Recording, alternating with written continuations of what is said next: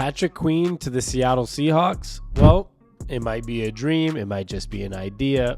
Let's break down the entire thought, because it all started, obviously, Mike Macdonald became the coach of the Seahawks. He was the defensive coordinator of the Ravens. But Field Yates on ESPN also put Seahawks signing Patrick Queen as his off-season wish list. It was an article where every NFL analyst on ESPN puts a off-season wish list of where you think somebody's going to go, where you want to see it go. Field Yates wrote, the Seahawks sign Patrick Queen. I suspect you'll hear buzz of this nature involving any Ravens defensive free agent, as the new Seahawks coach Mike Macdonald architected a brilliant defense in Baltimore. But the Queen match is particularly pertinent as Macdonald was Queen's position coach in Baltimore early in his career. Seattle has two key starters who are going to be free agents, Bobby Wagner and Jordyn Brooks, and this draft class is not deep on inside linebackers. So, is it real? Is it possible? Let's look at the numbers. Let's look at everything that's going down here. Yes, he was the position coach for Patrick Queen. And obviously, he likes him. I mean, there was an article about Patrick Queen saying he was the most ready candidate out of everybody, talking about pretty much how much he liked Mike Macdonald. And so, yes, I'm sure Patrick Queen would consider it. The Seahawks are going to consider it, and it's something that you never know. It could happen. But there's a lot of things that go into this. You know, there are people on Seahawks Twitter that are excited at the idea of what about a linebacking core, Jordyn Brooks, Bobby Wagner, and Patrick Queen. The reason people think this is somewhat possible is because of a $30.6 million increase in salary cap this year. It's up to $255.4. Now, the Seahawks are right now, where we sit currently in the 24 salary cap, is about $12.5 million in cap space. So, with rookies coming in with different things, if we do not make any changes, whether that be, doing something with Jamal Adams, with Quandre Diggs, with Tyler Lockett, with whoever it may be, I'll go through those people that are higher on the salary cap right now and see if there's any possibilities to shed money. I'm not saying I want to do it, but as you know, this is how the NFL works. If the Seahawks wanted to bring in Patrick Queen, there is probably somebody that we like on the team that's going to get shed in salary or traded or cut post-June 1st or pre-June 1st, and that's just how it works. Before we get to the rest of the video, I have two things to tell you. One, if you love NBA, I know some of you do. Hopefully one day we get our Sonics back. If you go down below, you can see my new NBA channel. I just started posting almost daily, long form and short form videos, NBA. So go in the description, check it out, or it's on my channel under other channels. And on top of that, if you love the Seahawks, Mariners, Huskies, whatever it may be, we have different channels for that.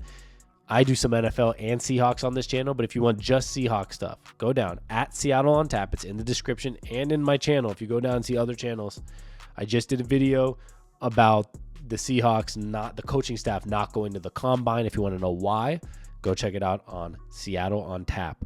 And we have a Mariners on Tap page and a Huskies on Tap page. I will see. I don't know if it's gonna be possible to have all three of them, because currently, let's go look at the projected market value from Sport Track. Currently, the projected market value is very high for Patrick Queen. $18.5 million as an average annual salary is the projection. Woo! Got to take a deep breath there, because his market value currently, according to Sport Track, is 5 years, $92 million. And I've seen it everywhere. Some people are saying it's about $20 million value. Some saying 15. So 18 is probably exactly. They just pick something in the middle. 18.5 average annual salary. 5 years, $92 million. That's a lot of money. Now, he is ranked currently, according to Sport Track, as the third best inside linebacker rank in the NFL, which, means you're going to get paid. And they have some comparisons, right? Let's not forget, Patrick Queen's only 24. Yes, 24 years old. Roquan Smith at 25 signed a 5-year, $100 million, which is $20 million a year. Fred Warner at 24, at the same age, signed 5 years, $95, so at $19 million a year. Tremaine Edwards signed a 4-year, $72, $18 million a year at 24 years old. CJ Mosley, 5 years, 85, $17 million a year at 26 years old. So is it pretty understandable that he's somewhere right there in that average? Absolutely. I mean, he might not be as good as those players that mentioned, but he's up there on the echelon of being a very good, like I say, ranked third best inside linebacker. Now, he had a questionable first couple years, but obviously he was young, and obviously it takes time. And Mike McDaniel was the one that worked with him. Mike McDonald worked with him, so it's the idea that might be where he really knows, I know how to get the best out of him.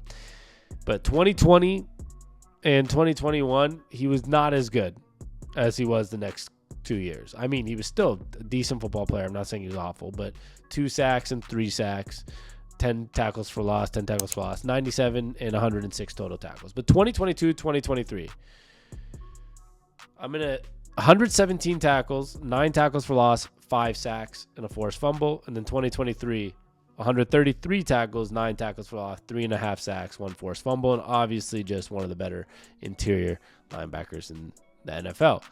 So the number's big, sure. But he is good. He's ranked highly up there. And now it just depends, obviously, on the money that we have. And as I promised, we're going to look at some of the cap-saving possibilities. If you're cut pre-June 1, I'm not saying any of these guys are getting cut because there's obviously trade. Now, I could do trade pre-June 1, but they're all about close to the same numbers, roughly. Cutting Jamal Adams. It's $19 million in dead money, but it would save $7 million on the salary cap. Trading Tyler Lockett, they're not going to do, or cutting Tyler Lockett, they're not going to do that. $7.1 million. Cutting Quandre Diggs, it'd save $11 million. Will Dissly, $6 million. Julian Love, $5 million. Those are all pretty big numbers.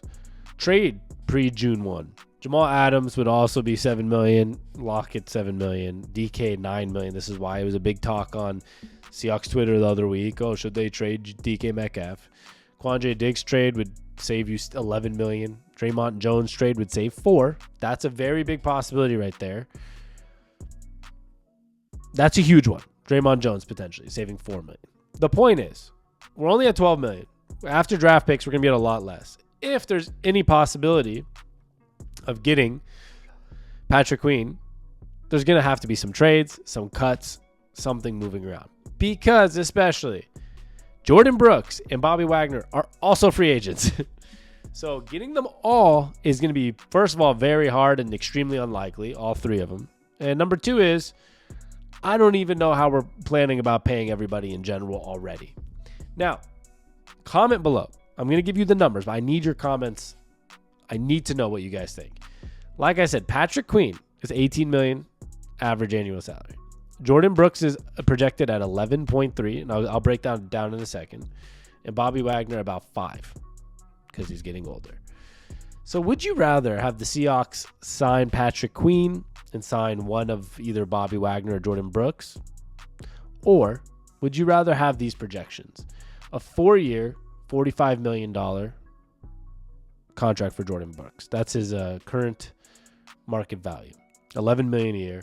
And then you get 1 year or 2 years of Bobby Wagner at $5 to $6 million. Would you rather have the Seahawks re-sign Jordyn Brooks and Bobby Wagner for the same annual salary as signing just Patrick Queen? Comment yes, Patrick Queen, if you just would rather have Patrick Queen and then work the other linebackers, and comment no if you want Bobby Wagner and Jordyn Brooks for the same price. Say, no, I want Bobby or I want Jordyn. Because this is where I get very interested. I love the idea of Patrick Queen. Do not get me wrong at all. And there's a lot of signs that point to it. Mike McDonald coached him for 2 years as the position coach and then was the defensive coordinator. And he's a free agent. And he had very big, great words to say about him. And they went and got Josh Bynes, former linebacker for the Ravens, 34 years old. He's now the defensive/assistant linebackers coach. And that's another sign where you're like, huh. So for your assistant linebackers coach, your assistant defensive coordinator, You go sign a guy that's a Baltimore Ravens linebacker, 34. Just retired last year, December of 2023. Josh Bynes retires a Raven. Another great undrafted player. He comes to coach for the Seahawks. So you have all these signs that say like, oh, maybe because of the Mike McDonald connection. Oh, Patrick Queen has nice things to say about him left and right. Oh, they hired Josh Bynes, the linebacker for the Ravens that worked with Patrick Queen and obviously now is a coach for the Seahawks. So they always have these signs that point to these things that make sense. But the problem, like I've been saying, is the money. So I don't know if it's possible with the money situation. But it is possible if you probably don't bring back Jordyn Brooks. Now, maybe it's more possible once we figure out the salary cap situation. Maybe it's more possible to bring back Bobby on a 1 year. And instead of re-signing Jordyn Brooks, you bring in Patrick Queen. But I'm not sure that the Seahawks want to pay $20 million a year for Patrick Queen.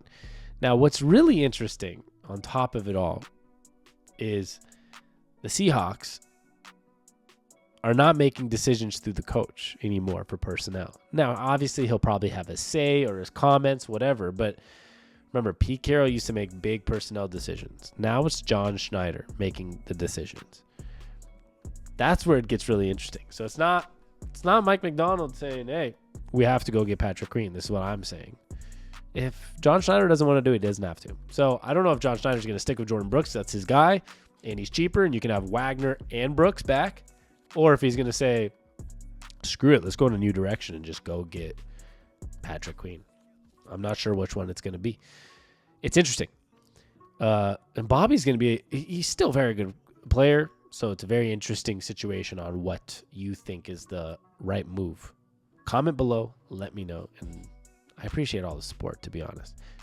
Check out the links in the bio. Subscribe, like, you know the deal. I love y'all.